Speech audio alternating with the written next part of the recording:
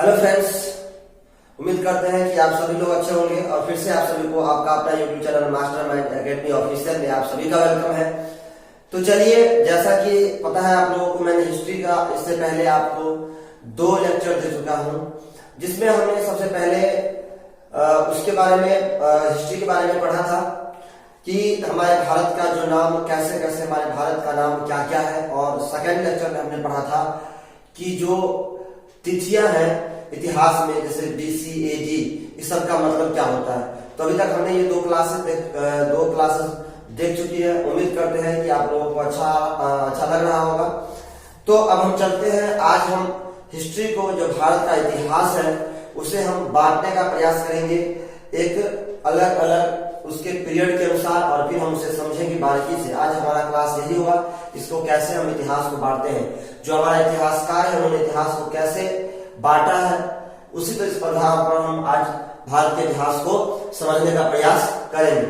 तो जैसा कि सबसे पहले आप देख रहे हैं भारत का इतिहास, हिस्ट्री ऑफ इंडिया। तो इसके बाद, जैसा आप सभी लोग जानते हैं कि हमारे इतिहास, जो प्राचीन भारत का इतिहास है, वहां पर कोई साहित्यिक स्रोत नहीं है, वहां की कोई डेट नहीं लिखी हुई है। यानी जो कुछ भी वहां से पता किया गया है सब पुरातात्विक स्रोतों के आधार पर किया गया, यानी खुदाई की गई है, वहां से कुछ वस्तुएं प्राप्त हुआ है।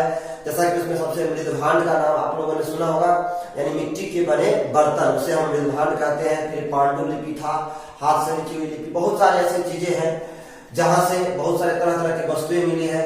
तो उसी के आधार पर हमने उसके काल को निर्धारित किया है कि इसका पीरियड कहां से कहां था। बहुत तरह के स्रोत हैं हमारे इतिहास के, साहित्यिक स्रोत, पुरातात्विक स्रोत, फिर सिक्कों से मिला है। बहुत सारे सिक्के जहां तहां थे, अभिलेख है, इंस्क्रिप्शंस जिसको बोलते हैं, कॉइन्स, सिक्के।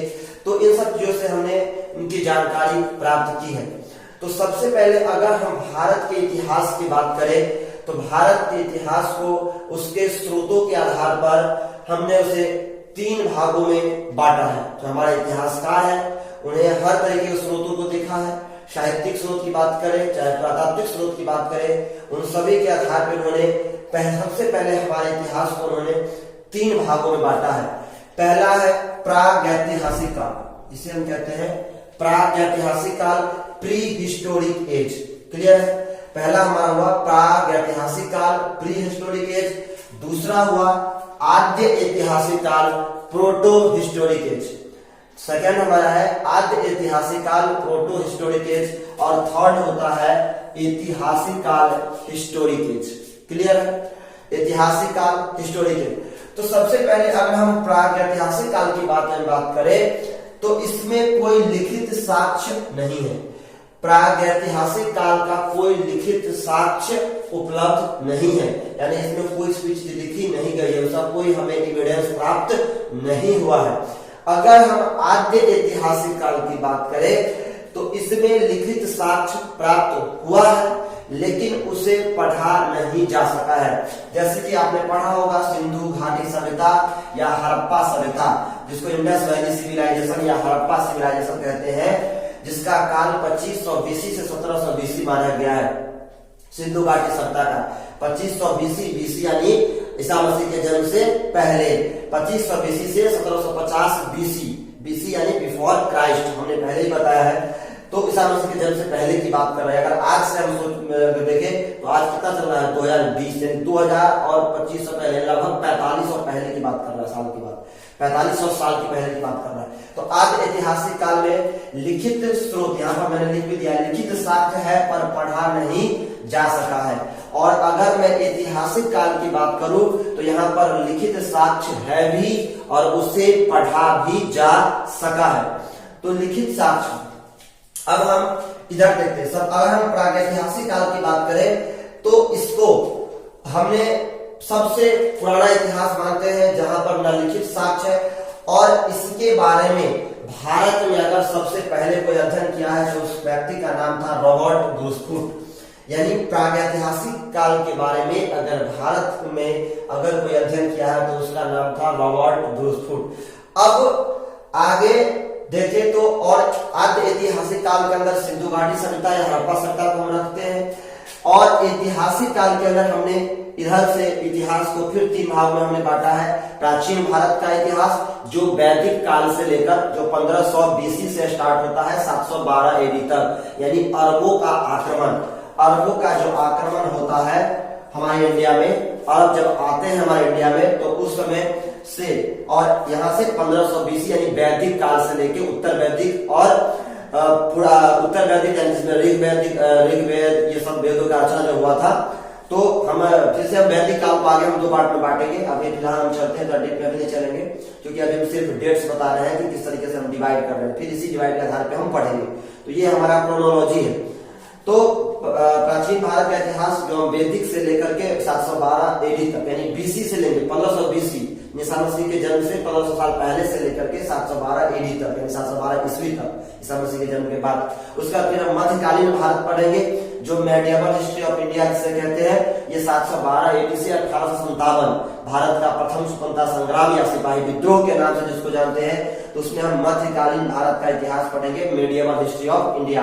उसके बाद थर्ड पार्ट होगा आधुनिक भारत का इतिहास, modern history of India. Modern history of India जो 1858 एडी से लेकर के 1947 एडी तक यानी हमारे भारत की आजादी तक, इसको हम आधुनिक भारत के इतिहास में रखेंगे। तो इस तरीके से ऐतिहासिक काल को यानी हिस्टोरिक एज को हमने 3 भागों में बांटा है। प्राचीन भारत का इतिहास, ancient history of India 1500 BC से 712 एडी। मध्यकालीन भारत का इतिहास, medieval history of India 712 AD से 1857 एडी तक। आधुनिक भारत का इतिहास, modern history of India 1858 AD से 1947 एडी। तो यहाँ तक समझ में आया, हमने इस तीनों को समझ लिया, प्रागैतिहासिक काल, आद्य ऐतिहासिक काल और ऐतिहासिक काल। एक बात और हम गौर करेंगे कि अब आगे ये तो हमारे इतिहास को 3 भाग में बांट दिया, फिर हमारे इतिहासकारों के द्वारा जो हमारे उस समय के मानव थे, जो आदि मानव थे, हमारे जो पूर्वज थे, तो उन्होंने अलग अलग समय पर अलग अलग तरह के औजारों का उन्होंने प्रयोग किया है, यानी अलग अलग तरीके के टूल्स का प्रयोग किया है। यानी शिकार करने के लिए, आखेट करने के लिए, वो पहले आखेट करके कच्चा मांस खाते थे, जानवरों को मारते थे, तो आखेट करने के लिए वो अलग अलग समय पर अलग अलग औजारों का उन्होंने प्रयोग किया है। तो उन औजारों के प्रयोगों के आधार पर भी फिर से इस प्रागैतिहासिक काल को फिर से एक बार बांटा गया है। तो औजार यानी बेस्ड ऑन टूल्स यानी बेसिस ऑन टूल्स पे हम इसको बांटते हैं, औजार के आधार पे। तो देखा जाए तो औजार के आधार पर सबसे पहले 1820 में जर्गेनस थॉमसन, क्या नाम था व्यक्ति का? जर्गेनस थॉमसन। 1820 ईस्वी में जर्गेनस थॉमसन ने फिर औजारों के आधार पे उन्होंने इतिहास को फिर से उन्होंने 2-3 भागों में बांटा है। एक है पाषाण युग यानी पत्थर का युग, जिसमें लोगों ने पत्थर का प्रयोग करता था। जिस समय जब आदि मानव थे, जिस उनके पास कोई धातु नहीं था, तो उस समय वो शिकार करने के लिए बड़े बड़े पत्थर का प्रयोग करते थे, पत्थर का ही औजार बनाते थे और उसी से जानवर को मारते थे। दूसरा आता है हमारा ताम्र युग या तांबा युग या कांस्य युग, जिसको हम इंग्लिश में कॉपर एज या ब्रॉन्ज एज कहते हैं, और उसी को हम चैल्कोलिथिक पीरियड भी कहा जाता है। चैल्कोलिथिक पीरियड, इसे हम कहते हैं स्टोन एज। पाषाण काल को कहते हैं स्टोन एज, ठीक है, और इसको कहते हैं तांबा या कांस्य युग को कॉपर एज, ब्रॉन्ज एज या चैल्कोलिथिक पीरियड भी बोला जाता है। इस चैल्कोलिथिक पीरियड का जो समय है, जो पीरियड है, वो 4000 बीसी से लेके 1500 बीसी तक है। चैल्कोलिथिक पीरियड का जो समय है वो 4000 बीसी से 1500 बीसी। अब हमारा है लौह युग। अगर मैं लौह युग की बात करूं, आयरन एज की, तो ये आयरन एज लौह युग जो है वो 1500 बीसी से लेकर के 200 बीसी तक है। जो लौह युग है, आयरन एज है, वो 1500 बीसी से लेकर के 200 बीसी तक माना गया है। यानी 1500 बीसी यानी हमारी जो वैदिक सभ्यता है, उन वैदिक सभ्यता से लौह युग का आरंभ होता है। यानी 1500 बीसी से हमारी वैदिक सभ्यता होती है। तो उसी क्या कहते हैं, वैदिक काल से लेकर के हमारे लौह युग का शुरुआत होता है। और जो हमारा ये सिंधु घाटी सभ्यता है, जो हम हड़प्पा सभ्यता भी कहते हैं, जिसकी काल 2500 बीसी से 1750 बीसी है, वह एक कांस्य युगीन सभ्यता है। आप देख सकते हैं 4000 बीसी से लेकर के 1500 बीसी तक हमारा कांस्य युग, ताम्र युग, इसी को चैल्कोलिथिक पीरियड भी कहते हैं, ये रहा है। तो इस सिंधु घाटी सभ्यता जो है एक कांस्य युगीन सभ्यता है। ठीक है, अब हम फिर एक और हमारे व्यक्ति थे भारतीय पुरातत्व सर्वेक्षण के जनक। आपने सुना होगा भारतीय पुरातत्व विभाग के जनक का नाम, जिनका नाम था अलेक्जेंडर कनिंघम। भारतीय पुरातत्व के जनक अलेक्जेंडर कनिंघम को कहा जाता है। आप इसे भी याद रखेंगे, भारतीय पुरातत्व के जनक अलेक्जेंडर कनिंघम साहब को कहा जाता है, जिन्होंने पुरातत्व विभाग की स्थापना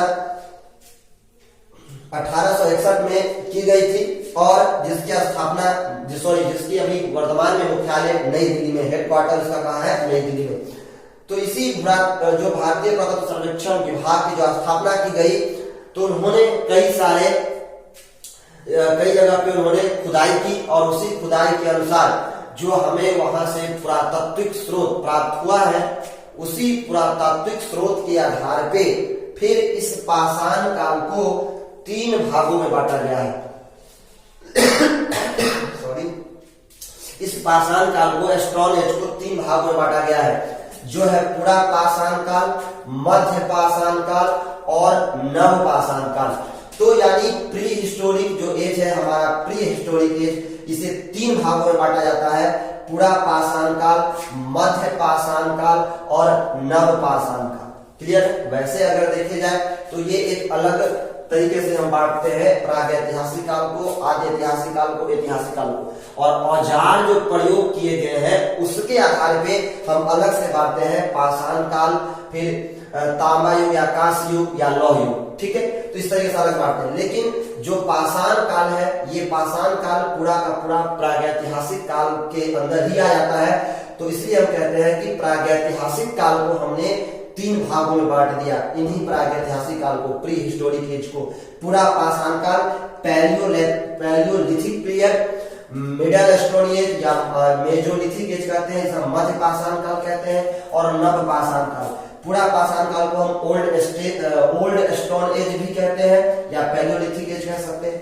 मध्य पाषाण काल को मिडल स्टोन एज या मेजोलिथिक एज कह सकते हैं, और नव पाषाण काल को नियोलिथिक एज या न्यू स्टोन एज भी हम कहते हैं। इसकी जो पीरियड की बात है, काल की, तो 20 लाख बीसी से 12,000 बीसी पूरा पाषाण काल को कहा गया है। याद रखिएगा, आप अलग अलग बुक्स को जब अध्ययन करेंगे, अलग अलग बुक्स का जब स्टडी करते हैं, तो आपको देखने को मिलेगा कि इनके जो डेट्स है, इन डेट्स में, इनके काल में वेरिएशन है, 1000-2000 साल का वेरिएशन मिलेगा। तो मैंने लिख भी दिया है पेज नंबर 50, मैंने एनसीईआरटी, आपको पता है कि किसी भी कॉम्पिटिटिव एग्जाम्स में अगर डेट फॉलो किया जाता है, वैलिड होता है, तो एनसीईआरटी का ही होता है। तो इसीलिए हमने एनसीईआरटी को ही बेस बनाया है और ये डेट मैंने एनसीईआरटी के बेस पे लिया है। आप अलग अलग यूट्यूब पे ढेर सारा वीडियोज आपको मिलेगा, वहां भी अलग अलग डेट्स हैं, तो आप पे कंफ्यूजन नहीं होना है और ज्यादा गहराई में आपको नहीं करना है, समय बर्बाद नहीं करना है, बस एनसीईआरटी को बेस मानना है। तो एनसीईआरटी ने पूरा पाषाण काल यानी पैलियोलिथिक एज को 20 लाख बीसी से 12,000 बीसी माना है, मध्य पाषाण काल को 12,000 बीसी से 10,000 बीसी माना है, और नव पाषाण काल को 10,000 बीसी से 3,000 बीसी। अगर मैं एनसीईआरटी को देखूं तो ये 10,000 बीसी से आगे लिख दिया है, लेकिन जो बीटीसी की बुक है उसमें 3,000 बीसी तक कहा है, तो मैंने उसे ले लिया बीटीसी से, क्योंकि दोनों गवर्नमेंट की बुक है। तो नियोलिथिक का जो काल है, जो नियोलिथिक एज है, नव पाषाण काल, उसका समय 10,000 बीसी से 3,000 बीसी का है। तो अब जरा हम इसको और फिर से इन पूरा पाषाण काल को एनसीईआरटी में ही पूरा पाषाण पैलियोलिथिक एज को 3 भागों में बांटा है, यानी lower palaeolithic age, middle palaeolithic age और अपर पैलियोलिथिक एज। इसे कैसे बांटा है? आप कह सकते हैं आरंभिक पूरा पाषाण काल, मध्य पूरा पाषाण काल, उत्तर पूरा पाषाण काल। क्लियर है? तो अब हम समझेंगे इसको कैसे बांटा है, आरंभिक पाषाण काल में और मध्य पूरा पाषाण काल में और उत्तर पूरा पाषाण काल में कैसे बांटा। तो जो हमारे पूर्वज थे, जब आरंभिक समय था, जिस समय उनको किसी धातु का आविष्कार नहीं हुआ था, तो पत्थर के जो औजार बनाए, तो सबसे पहले बड़े बड़े पत्थर हुआ करते थे, तो वो बड़े से पत्थर लेते थे और उसपे किसी जानवरों पे वार करते थे।